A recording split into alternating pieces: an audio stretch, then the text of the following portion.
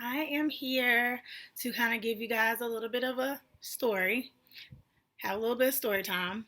Um, Many of you guys know I announced my pregnancy back in December after 11 years. My son Bryce is 11, so this came as a shock. However, I just recently suffered a loss at 21 weeks. Um, a lot of you guys don't know, but Bryce is my rainbow baby. I had a loss a year before I had Bryce. It was about 7, 8 weeks when I found out it was a miscarriage. The baby just didn't grow, so I did have a miscarriage before Bryce, but got pregnant with Bryce a year later and had no issues. Honestly, it was a textbook pregnancy. I didn't have any nausea, no fatigue, nothing. Um, my labor and delivery was a little bit different. I did not have any pain meds.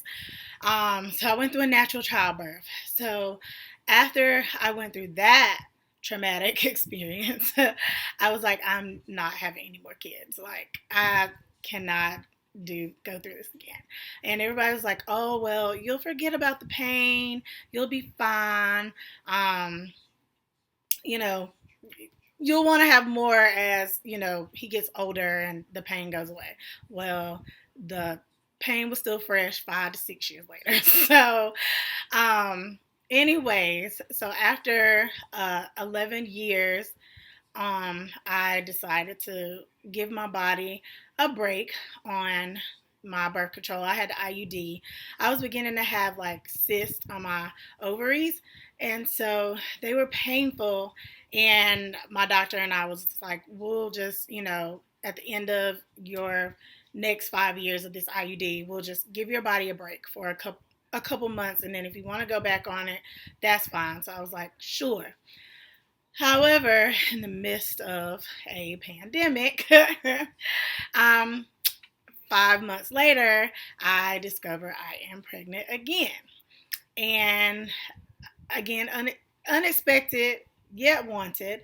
Um, I found out and I took multiple pregnancy tests because, of course, being grown and not being on anything can equal a pregnancy. But my mind at the time, I'm just being me.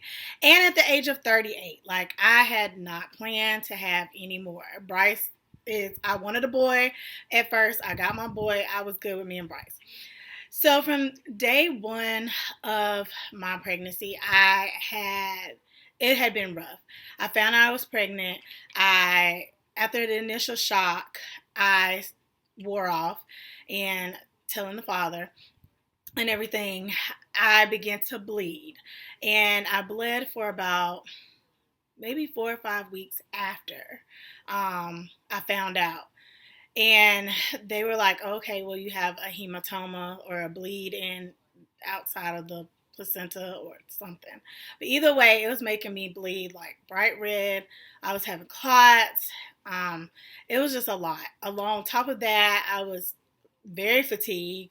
I was nauseous. I was vomiting. I was everything that I did not have with Bryce, I had with this pregnancy. So I was just like, I don't like, maybe it's my old age because, of course, the doctor was like, yeah, you're advanced maternal age at 38. So, yeah, I kept hearing that. So I'm like, yeah, okay, I'm old, but we're here, so we're going to go on. But everything with the baby was fine. Um, he was growing the bleed didn't bother him. He was growing fine. He was on track. Actually, I was measuring a week ahead from my original due date. My cycles are not regular. They're all over the place. So I really didn't know like my last cycle and all that calculation, but they figured it out. So I ended up finding out the gender, had a gender reveal, and announcing to everyone because they say once you get in your second trimester, you're pretty much clear. So I'm like, okay, 16 weeks should be enough to have a gender reveal. And found out it was another boy. Yes, because everybody was wishing a girl on me. Nothing wrong with girls, but I love my boys. I love being a boy mom. So I was excited to be another boy, have another boy. And Bryce was excited too. Um, Pregnancy goes on. I'm doing fine. Um, I went to my 20-week appointment for my anatomy scan, and everything looked fine. He was measuring still a week ahead. He was moving. He always moves. I have active kids, so I mean, I'm active, so I wouldn't expect nothing less. He's moving around. He was kicking. My fluid was low. I delivered Bryce early because I had low fluid. So I was concerned about that, but the OB didn't seem concerned. That day of my anatomy scan, she was like, "You have plenty of fluid. Your cervix is closed and nice and long. You're good." And that was the day after my birthday, January 8th. Went out with friends for my birthday that Saturday. Everything was fine until Monday, January 11th. I was getting ready for bed and I noticed that I was like leaking some type of fluid. Um, I was just leaking. It was weird. And so I laid down, getting ready to go to bed, and I felt myself kind of like almost having the Braxton Hicks cramps because I knew what they felt like. And I Googled because I'm one of those Googling people. So I Googled and they were like, just drink water and rest. So I drank water and I went to bed. I couldn't sleep because I was still having these like tightening cramps. They weren't painful, but they weren't, I wasn't comfortable either.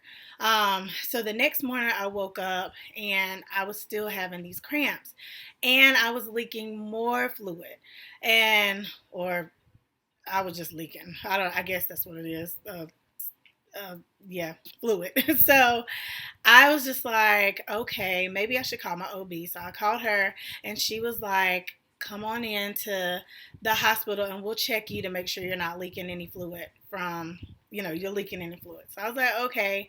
I was like, something told me to just get a bag, pack an overnight bag just in case they wanted to monitor me overnight. So I packed a bag, sent Bryce to grandma's, and I drove myself to the hospital. I get there, and I'm telling them what's going on, and they did a swab to see if my fluid was really leaking. She comes back in and she's like, "Oh no, it says no." And I was like, okay, so what is it? And I was like, and I feel really crampy. And she was like, well, we're gonna do another swab, and I'm gonna get the actual physician to check it out. So she did another swab, and it came back as like half and half. She was like, we're confused. She was like, we're gonna check your cervix. She checks my cervix, and I'm 3 centimeters dilated. And I'm like, what? I was like, what do you mean? And she was like, yeah, you're 3 centimeters dilated. I was like, so am I going into labor? And she was like, we don't know what's going on because your fluid test, the little strips is saying one thing and then it's saying another. We're confused. And so I'm panicking because I'm like, 3 centimeters dilated to me is like, I'm going into labor. So they were like, well, we need to first make sure that your water isn't broken. And I'm like, okay, so how do we, like, what's the next step? And they were like, you'll have to have an amniocentesis. And I'm like, is that where you stick a needle in my belly? Like, and they were like, yeah, and we'll have to draw the fluid out to see if your water bag has broken. And I was like, okay, sure. And I'm like, well, if it does come back, like, what are the options?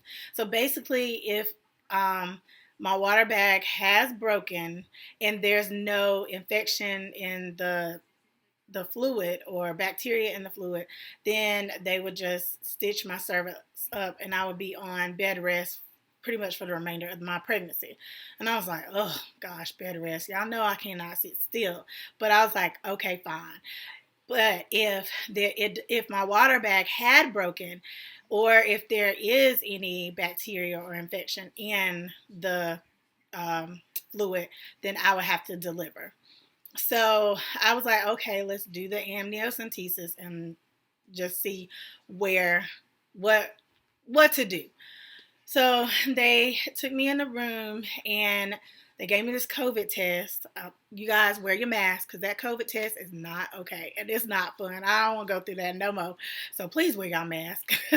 um, and while they were waiting to get the amniocentesis set up, I started getting even more crampy, and I was like, I'm feeling like I'm having mild contractions. And so she was like, okay, well, we'll see, what's going on with the amniocentesis. So they did the amniocentesis, which wasn't bad, but having a long needle in your belly is scary. And they pulled some fluid out, and then they inserted some dye into my uterus. Uterus. And I had to put in a tampon to see in another hour. If it came out and there was blue dot on it, then that meant my water bag had broken. By that time, Hendrix's dad was there, and so they did the amnio, inserted the dye, and then they went to go. They just waited it out to see if the tampon would turn blue. So after an hour, they came back, told me to take it out. There was no blue. So they was like, okay, maybe your water hasn't broken. So now we're going to, wait for the results to see if you have an infection or bacteria in the fluid. So I'm like, okay. So I'm telling the nurse that I'm still feeling crampy. And so she put the contraction monitor on my belly, and there was nothing. Like, these contractions were like maybe 3 minutes apart, but they hurt. So there was nothing showing up on the monitor, and I'm like, I don't understand. I was telling his dad, like, I don't get it. Like, I'm feeling like it hurts. And at that point, I was beginning to get nauseous, dizzy, and I felt really, really hot. So I called the nurse back in, and I was like I'm hurting, like these are contractions. And she was like, well, you're probably crampy from the amnio. It happens, like, when they put the needle in, you'll get a cramp or whatever. And I'm like, no, lady, like, I've been through natural childbirth. I know what a contraction is. So, like, you can't tell me. And I was like, I feel awful. Like, my body felt like it was an out of body experience. And I was like, I feel nauseous. I was like, I feel hot. I was like, is the heat on? And they were like, no, there's no heat. I was like, well, I feel super hot. So she was like, well, let's change the position of the monitor to see, I'm going to put it in another position. So she changed the position, and she was like, oh, you are hot. And so she was like, let me take your temperature. And she took my temperature, and it was like 100, almost 101. And I'm like, why am I having a fever? Like, where is this coming from? And she looks up at the monitor, and she sees the contractions, and they're like a minute or so apart. And I'm like, yeah. I was like, I told you. I was like, but I feel nauseous. I just felt like I was in active labor. And so she was like, okay, I understand. She was like, you've been through this. I know. I believe you. We'll get you something for nausea medicine. So she leaves the room. And as soon as she left the room, I feel this big gush. So I tell his dad, I was like, go get her. I was like, I think my water has broken. And he was like, no, that's blood. And I was like, oh my God. So I start freaking out again. I was like, oh my God, get the nurse. I was like, I'm bleeding. And so she comes back, and I was like, I think my water broke.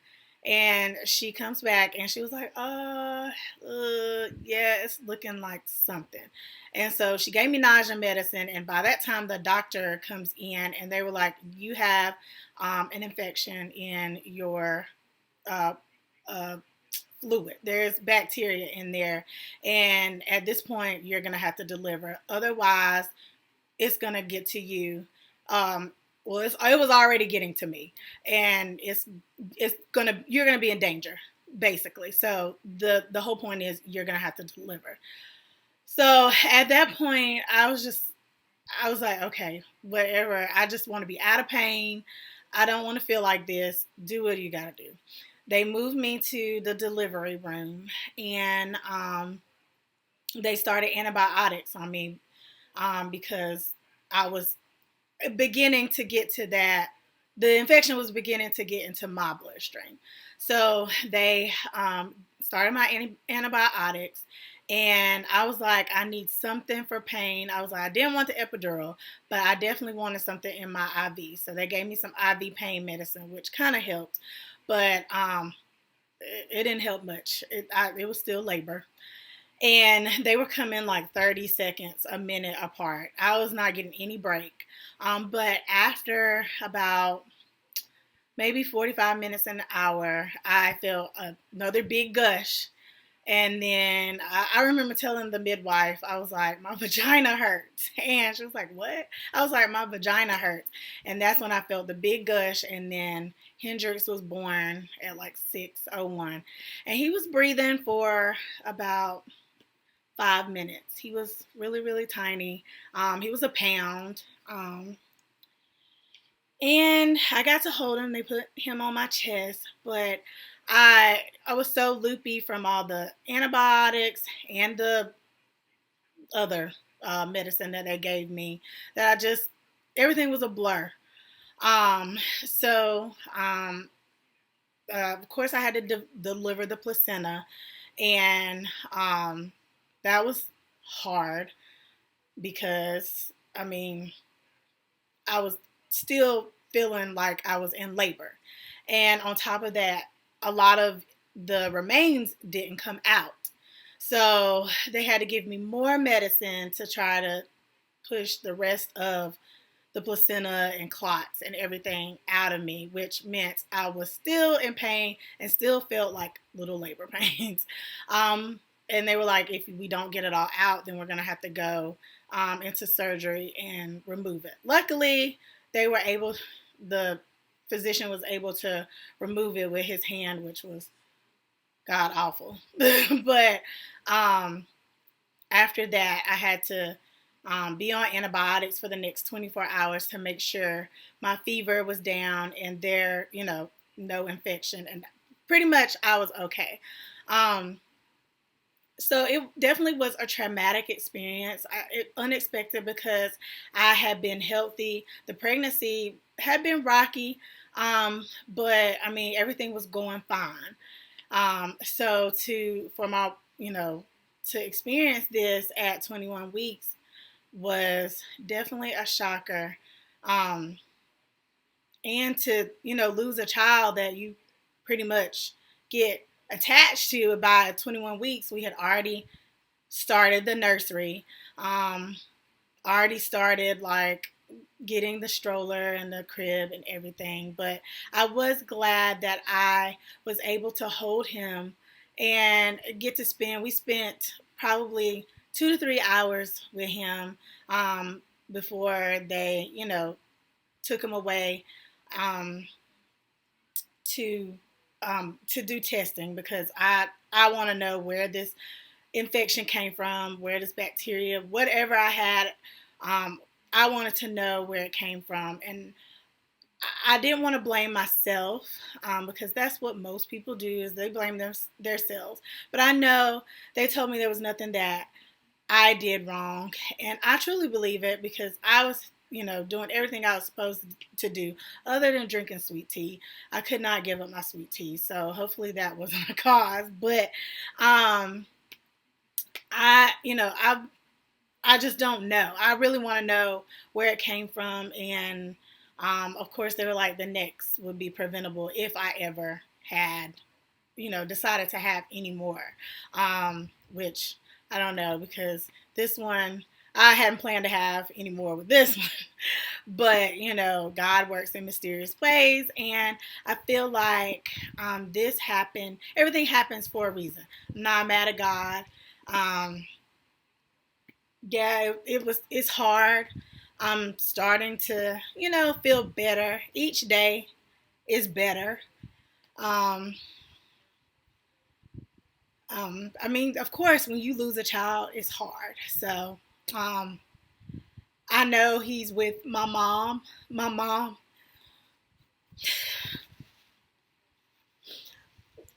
I know he's with her, and she taught me how to be strong.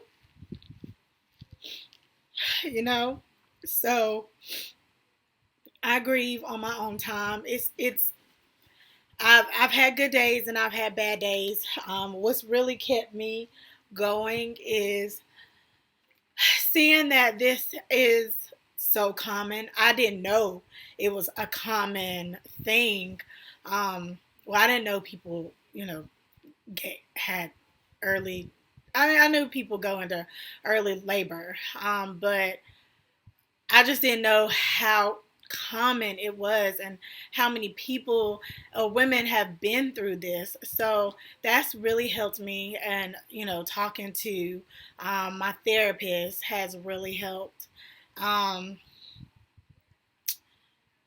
I think a lot of people are like, well, what? How are you gonna react? Are you gonna be upset when you see someone else who had their baby? And I'm like, no, there's no way I can be upset with someone else's blessing. Like their baby was meant to be. My baby was meant to be for that moment in time. He was with me for this short period. So I'm grateful I was able to experience that. Um, and I hope he's I hope he's with my mom. Maybe they're up in heaven together. If you guys know, anyway, you guys who know my mom know that she's a super strong woman, and she till the day she died, she was a super strong woman. She didn't take any mess, and she always taught me, to grieve, but also talk it out and try to carry on. And so I've always kept that with me through all my issues. Grieve in my own time. I cry all the time. I've been crying for the past week. So now I'm better, and I don't want to hide my story because of course you guys are going to be like, well, what happened? She was pregnant and she doesn't have the baby anymore. But I know little Hendrix is at peace. So